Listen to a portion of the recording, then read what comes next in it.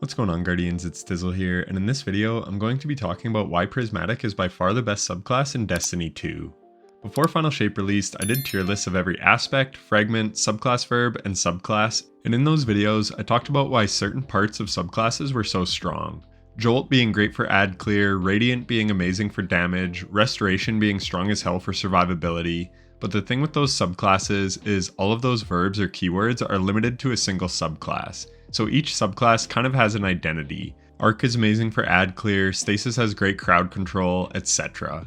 But Prismatic truly gives you the best of all worlds. In Lightfall, Bungie made a fundamental change to the game that opened up our loadout options tremendously. They gave subclass verbs the power to stun champions. So now each subclass has two champion types that it can intrinsically stun. For example, Stasis Slow can handle overloads and Stasis Shatters can stun unstoppables. Radiant can deal with barrier champs, and Ignitions can stun unstoppables, etc. So with Prismatic, you can design your subclass to intrinsically handle all the champion types without ever needing weapons. So right there, that is a tremendous leg up on all the other subclasses. On Prismatic Hunter, I could run Withering Blade melee with Facet of Dawn, and that right there can handle all three champion types.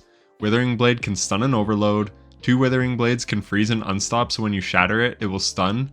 And with each melee that you throw out, you are getting Radiant from Facet of Dawn, which is a 25% weapon damage boost, on top of giving your weapons the capability of stunning a barrier champion. So with literally just one ability and one fragment, you can handle all three champion types. And that isn't even mentioning aspects. You can throw in a Winter Shroud dodge for more slow, Gunpowder Gamble for ignitions. Now, this is just one example, but the possibilities are pretty much endless. As someone who has been soloing Grandmasters for well over 2 years now, and been doing GMs since they first released, I can truly say that they've never been easier. Back in the day, I think 40 minutes was a good time for a team to beat the Glassway GM. This week, my friends and I were farming them in 15 minutes, playing hyper aggressively, just spamming abilities and using the best weapons for quickly deleting everything. GMs were already getting easier over the years, but Prismatic has really taken this to the next level. I'm not saying this is a bad thing at all, but it is just a fact.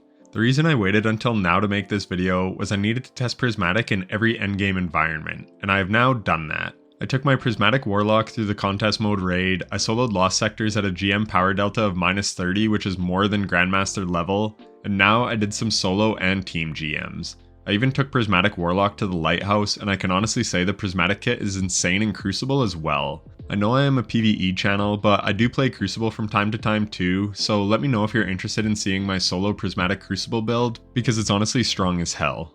I just did solo queue, and I went 7-2 in my first 9 games, and then I just farmed a bunch of Adepts after, and I was really impressed with the kit. I'm not the best PvP player, so I can't even imagine what cracked PvP players are abusing on Prismatic because, as I said, the possibilities are endless. For me, it allows me to spam abilities and have access to a great super. I used to main Stasis Lock in Trials because it's great as a solo, allowing me to secure 1v3s if I have to, but Prismatic lets me take some of what was good on Stasis Lock and combine it with other awesome things. I can send out Threadlings with Weaver's Call and activate a Solar Buddy at the same time with Hellion. Then I can run Nova Bomb for a short cooldown shutdown super instead of being stuck with shitty Winter's Wrath on Stasis. And you can have 6 fragment slots, so you can use them as stat sticks to give your characters fast cooldowns on everything. It's just crazy how good it is. So I talked about the access to every verb in the game, but I really want to illustrate how strong that is. What Prismatic does is it gives you flexibility like we've never had before. With Prismatic, you can truly have a solution to any content in the game. As I said, I soloed lots of GMs over the years in many different sandboxes, and the big thing you always had to do as a solo is you had to ask yourself, what are you willing to give up? Way back in the day, you had to run your artifact mods on your gear so you wouldn't get access to certain mods, and only weapons could deal with champions, so more often than not, you were very limited on what options you could run.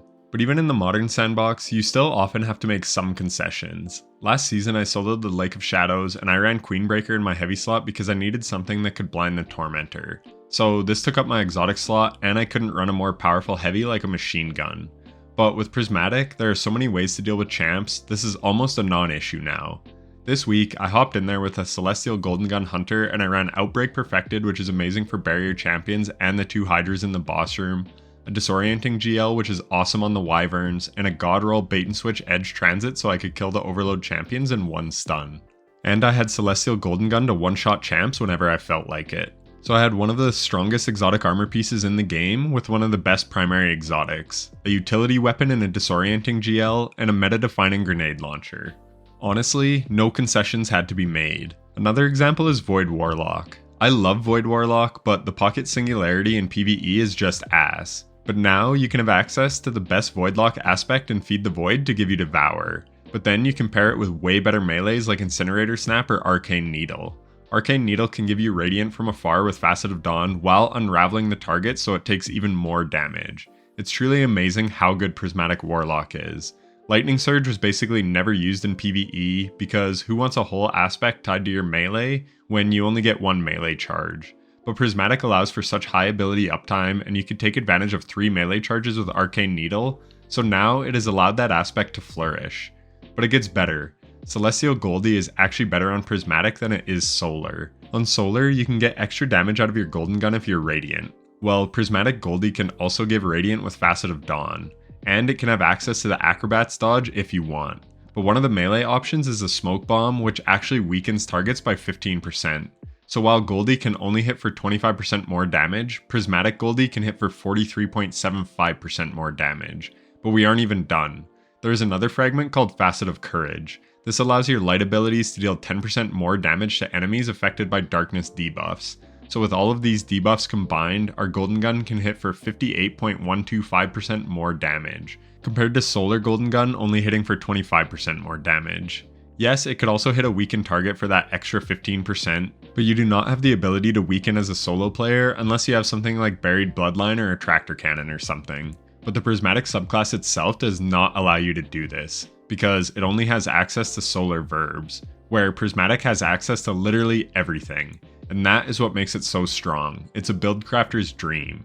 And I haven't even gotten to the most broken thing about Prismatic yet, and that is Transcendence. This is basically a mini super, and in all honesty, sometimes Transcendence is stronger than your super depending on your build.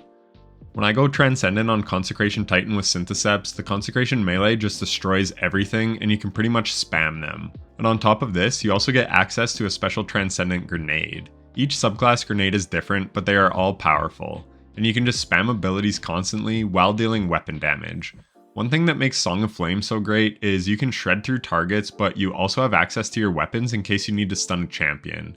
It may be the only super in the game that lets you use weapons while it's active.